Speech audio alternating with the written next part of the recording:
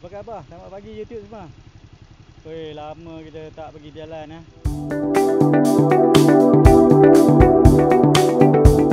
Lockdown, Covid. Ni lockdown ni lagi lah. Tak boleh pergi ke mana Apa pun ini untuk keselamatan diri kita kan. Keadaan sekarang sangat-sangat yalah, sangat-sangat bahaya dari segi kesihatan. Okey, tujuan saya nak buat video hari ni, saya nak tunjuk tu tangki tu. Ni tangki bahan api ekstra ni, auxiliary tank. Saya ada juga tangki yang letak di belakang ni, yang warna merah tu, yang 5 liter ada, 3 liter ada. Tapi saya buka lah, saya tak boleh nak pergi ke mana sekarang ni. Buka je lah buat masa ni. Kalau nak digunakan baru saya pasang. Apa pun saya nak tunjuk tangki auxiliary ni macam mana saya pasang pada motosikal EX5. Boleh dibuat pada motosikal mana pun ya. Cuma motosikal carburetor ni mudah dari kalau kita bandingkan dengan motosikal yang pakai fuel injection. Pasal fuel injection dia punya dia punya minyak ataupun petrol pergi ke throttle body akan melalui high pressure pump. Yang ini pergi ke carburetor melalui hose biasa ya, tak ada hose yang high pressure ni. Offkan dululah api ni, enjin ni. Okey, tangki dia saya letakkan di pada rak ni. Rak ni kita boleh beli murah je kat Shopee, ada macam-macam tempat ada. Yang ini yang ini UPVC pipe tandas ni. Pipe tandas saya belah kan. Letakkan tangki dalam ni supaya boleh dipegang dengan kemas. Mungkin ada cara lain nanti kemudian saya fikirlah. Tapi tangki yang saya dapat ni 4 segi, jadi nak letak kat sini susah Ada tangki lain tapi mungkin tak berapa sesuai ataupun saya tak jumpa lagi lah. Apa pun tangki ni mudah je boleh ditukar. Dan tangki ni pun murah dalam ni tangki untuk bahan api ya. Tak tahulah dalam RM20, RM25 atau murah lagi pada tu boleh dapat bergantung pada saiz, bergantung ke mana. Jadi saya pun cuba juga lagi sama ada tangki ditahan ke tidak. Okey, tangki ni memang ada lubang udara sini. Kita tengok macam mana saya sambung. Ada saya tangkap gambar nanti saya letak kat video overlay lah. Okey, daripada tangki saya tebuk satu lubang bawah. Kerana lubang asal kat sini tak berapa sesuai, nanti dia keluar hose ni keluar kena kaki ke apa kan, tak berapa sesuai. Jadi saya tutupkan lubang ni. Jadi saya tebukkan satu lubang lain, saya letakkan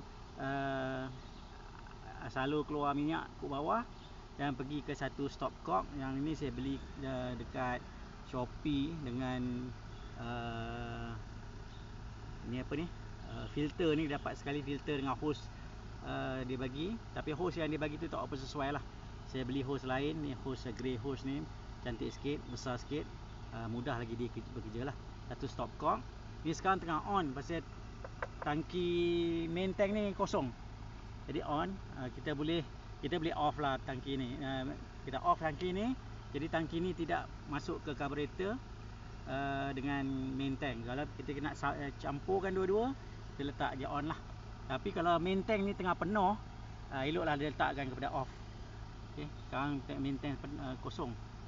Kerana kalau main tank kosong nanti minyak ni akan turun. Minyak ni akan turun, dia akan jadi sama rata dengan main tank. Jadi kita tengok banyak mana. Kalau terlebih nanti mungkin boleh melimpah. Jadi saya masih berhati-hatilah dari segi situ. Okey, daripada tangki auxiliary ni kita feed, kita T-join. Dalam ni kita T-join. Satu daripada main tank, satu pergi ke daripada auxiliary tank ni, kita T-join. Okey, saya akan letakkan gambar kat belah atas ni sikit kejap lagi. Dan kita pergi ke filter. Dari filter kita biasalah kita pergi ke carburetor. Itu saja cara dia. Oleh kerana motor EX5 ni carburetor punya version, jadi sangat mudah untuk buatkan tangki auxiliary. Tangki auxiliary ni kita boleh letak mana-mana. Kalau nak letak belah belakang pun boleh, tapi dia punya hose kena panjang lah kan. Dan kita kena letakkan, lalukan hose tu dengan cara yang terbaik lah. Mungkin kita letak bawah seat ke hose tu, sambungkan hose ku di bawah ni ke, terpulang lah kepada masing-masing. Tapi saya letakkan di hadapan ni kan mudah. Sekiranya saya tak nak gunakan auxiliary tangki auxiliary ni, sangat mudah. Apa yang saya perlu buat, saya cabut je dari sini dan saya letakkan kepada off lah. dan ada sambungan di sini tu mungkin kita boleh tutup sementara atau apa pun dan diselamatlah. Jadi dia tak gunakan. Jadi kita nak cabut ni senang saja ya. Tangki ni dipegang oleh ni. Saya gunakan hose clip. 2 hose clip. Ni hose clip ni terlebih besar pula. Biasalah bila kita nak eksperimen kita beli. Kalau beli kecil tak boleh pakai, kalau beli besar kita boleh guna tapi tak berapa cantik lah. Nanti kemudian mungkin saya akan tukarlah hose clip ni. Sekarang ni saya letak 2 hose clip. Mungkin terbaik kita letak 3 hose clip lah. Nanti saya akan beli hose clip yang lebih sesuai. Saya akan tukarlah. Semua ni masih dalam percubaan pasal sekiranya ada tangki yang lain lebih sesuai, jadi saya boleh gunalah. Jadi tangki dalam ni 5 liter. Tangki EX5 original yang lama high power ni 3.6 liter.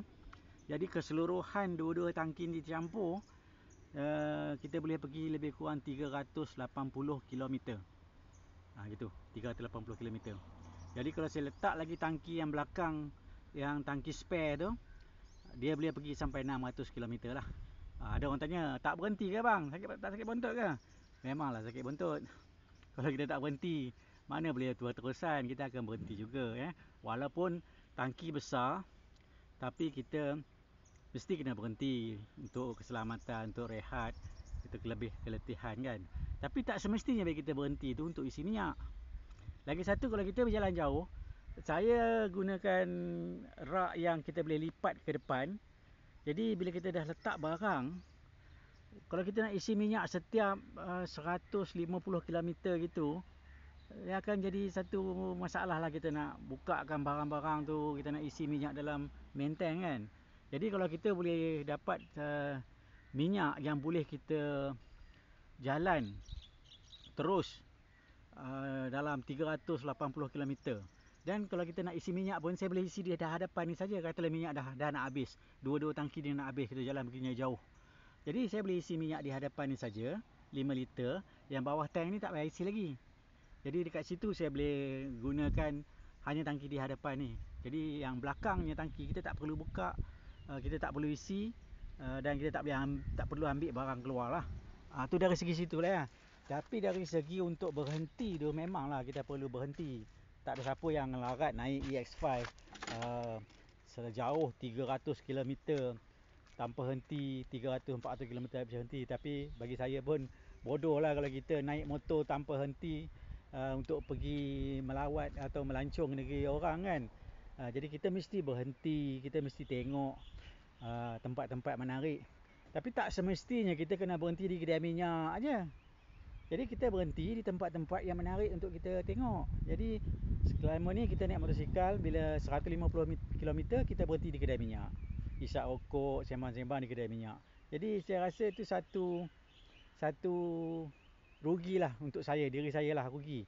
Apa salahnya kalau kita berhenti di warung-warung tepi jalan, sembang di warung tepi jalan, kita rehat, kita minum, kita sembang dengan orang kampung. Ternyata itu lebih baik daripada kita nak pergi cari kedai minyak dan kita berhenti di kedai minyak sahaja. Itulah dari segi, itu pendapat saya lah. Itu kenapa sebab saya buat tangki auxiliary ni. Kata, ada yang tanya saya, dia kata, tak berhenti kan naik motor? Itu satu soalan yang orang-orang yang selalu tanya itu, orang yang kata bagi saya dia tak jalan jauh lah. Kalau orang yang jalan jauh ni, dia tahu minyak ni keperluan, kita berhenti sebagai keperluan. Tapi bila keperluan tu dah menjadikan satu kesulitan, jadi kita carilah jalan yang untuk kurangkan kesulitan tu. Jadi kalau kita minyak kita banyak, tak ada masalah. Jadi kita tak perlu berhenti di kedai minyak, kita boleh berhenti di mana. Yang kita dapat experience bila kita jalan tu lebih baik berbandingkan kita terpaksa berhenti kedai minyak, terpaksa cari kedai minyak, kita risau mesti kena ada kedai minyak.